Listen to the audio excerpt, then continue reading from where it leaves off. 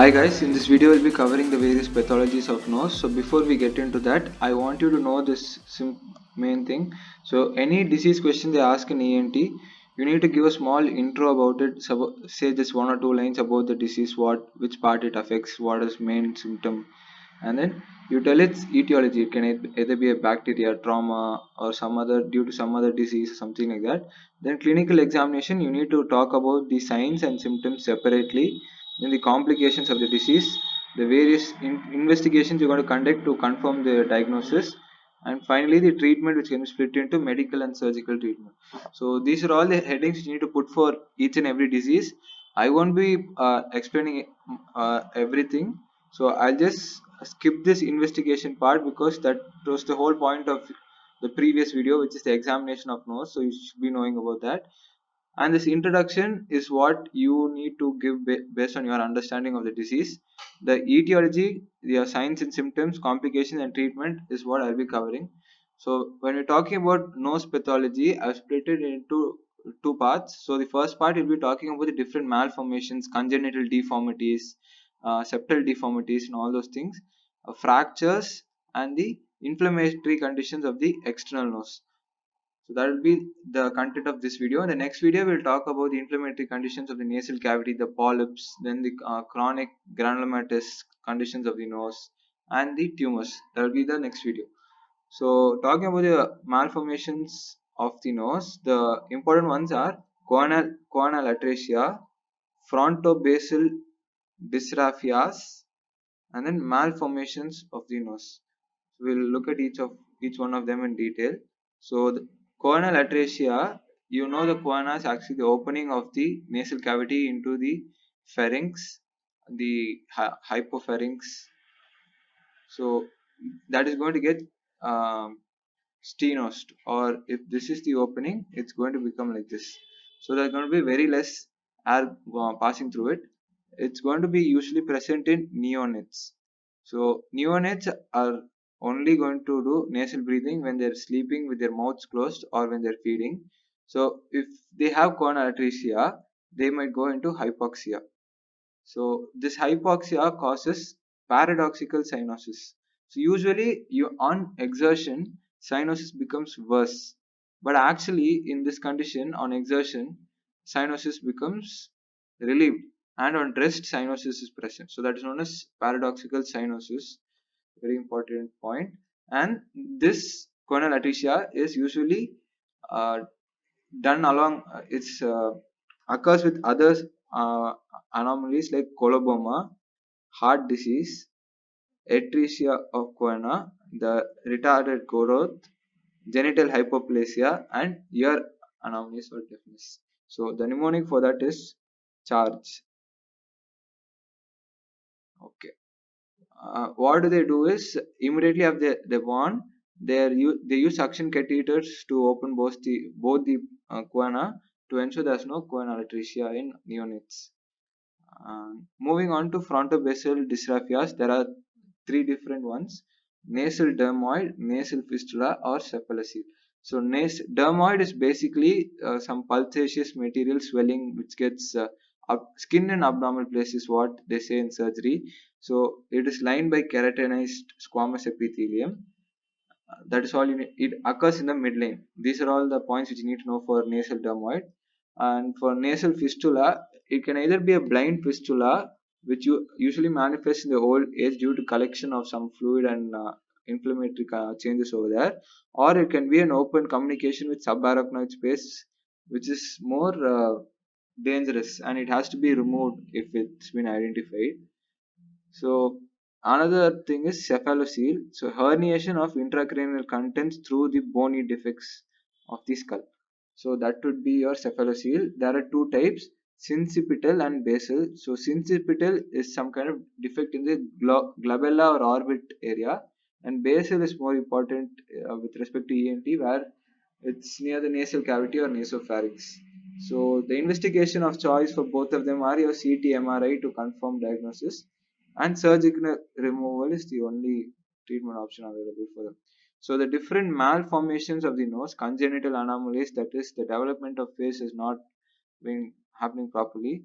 So one is total atresia of nose or absence of nose, and then this is wide nose, and then other examples are your crooked nose, saddle nose, broad nose, and hump nose, all defects in the two nasal paired nasal bones, the major alar cartilage, the upper lateral cartilage, and minor lateral cartilage. There's some kind of defect happening that giving rise to various shapes.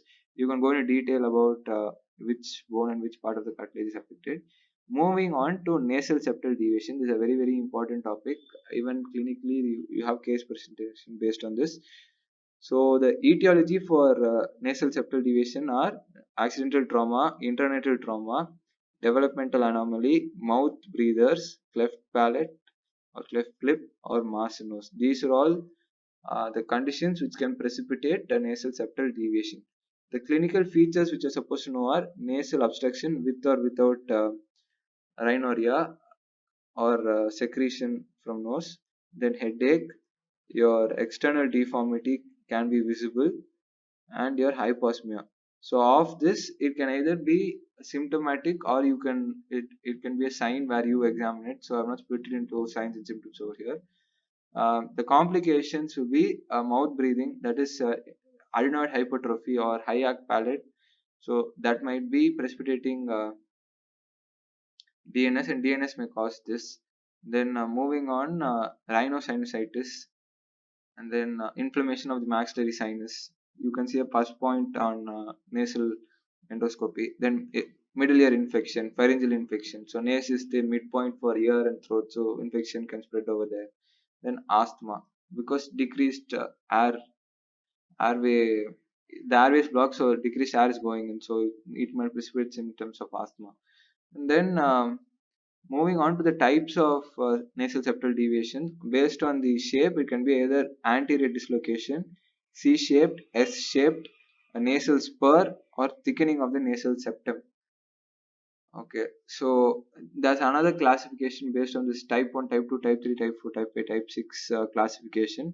So type 1 is where there's a small deviation, there is no affecting, the nasal valve is not affected. In type 2, nasal valve function is affected. In type 3, it extends until to the lateral wall of the nose. In type 4, it extends on both sides.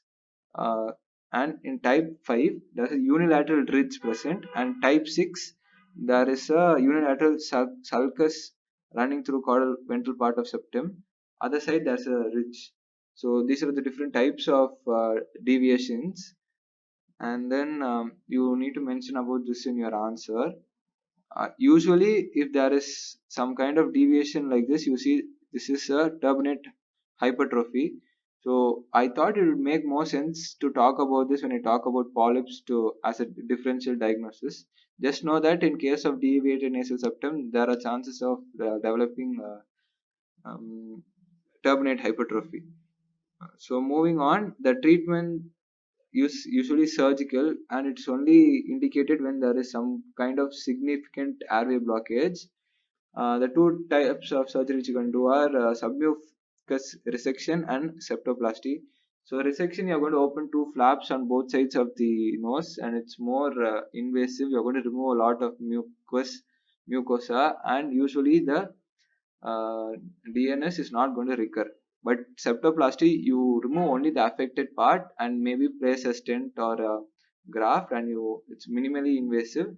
Septoplasty is contraindicated in children between 14 and 18 because it might affect with the growth to plates, and their face may become abnormally uh, shaped. So those are the things you need to know about deviated nasal septum. When you talk about deviated nasal septum, we should also talk about septal hematoma, septal abscess, septal perforation. So hematoma is collection of blood under the mucopericontium or mucoperiosteum. The treatment for this is aspiration, incision and drainage, or antibiotics. If you don't treat a septal hematoma, it will go and develop into septal abscess, basically infection of the hematoma by bacteria. The same treatments can be done for that. If you don't treat a septal abscess, it may develop into septal perforation. But there are other causes of septal perforation are repeated nose picking, septal surgery, nasal myiasis or maggots, foreign body, Wegener granuloma, and then chrome exposure, Then sniffing cocaine and long-term corticosteroid use all are risk factors for development of septal perforation. The important clinical feature which you're going to notice is a whistling sound during inspiration or expiration due to air passing through that small passage. Then the treatment for this, in case of a small perforation, there are plastic flaps which are placed. In case of large perforation, elastic buttons are placed. So that will be all. So I forgot to show the photo. This is the example of deviated nasal septum over here. Same thing over here. This is an example of turbinate hypertrophy which is shown over here. And this is the deviated side and this is the opposite side septal turbinate hypertrophy. So have I missed anything else? No. So this is an example of septal perforation over here. You can see this over here. And the other two things are the turbinate hypertrophy which I showed before and Seine formation. So when the nasal mucosa becomes dry and the lateral and the medial wall come in contact with each other, they form this connection between both of them, and it usually leads to decreased passage of air, and it's a nuisance. So how you prevent this is by using normal saline uh, drainage. Moving on to fractures of the nose. So in case of fractures of the face, there are some general points which you can write for any fracture. So those are the causes of fracture: motorcycle accidents, industrial injuries, sports injuries, fist fights, gunshot and other penetrating injuries, animal bites and burns.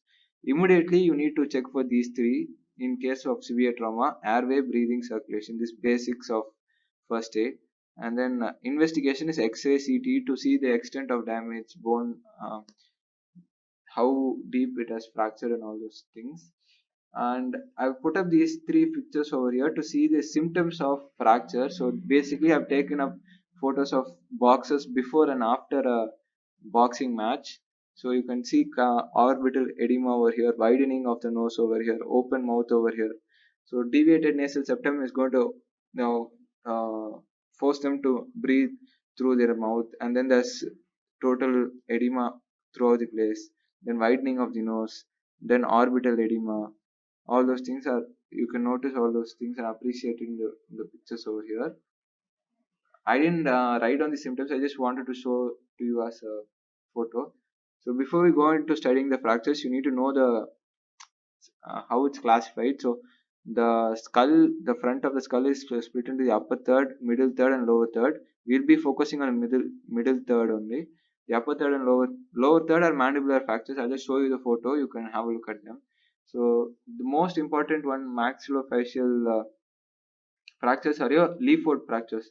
So this is your leaf-fold fracture 1, 2, and 3. Just look at the diagram, just look at how it looks, and then just draw it and explain it in your own words. Don't complicate by going into all the different bones and this is a lateral, horizontal, all that. Just remember the picture and explain it in your own words. That's the best way to go about it. And then these are nasal cartilages and nasal bone fractures when there's a force applied laterally. Just have a look at the pictures, don't complicate life, make it simple. Then moving on to the mandibular fractures. So these are all the various mandibular fractures which can happen if there's a force given laterally like this. Then this is your tripod fracture where there's fracture of the zygoma. Then this is the treatment for the this nasal fractures. So this closed reduction of the nasal bones, you use Ashkoff forceps, and you place it into the place and put packing to immobilize the bone. So I've not gone into too much details because it's more memory based and there's nothing much I can explain. So I just wanted to look at the pictures and I thought it'll be more useful.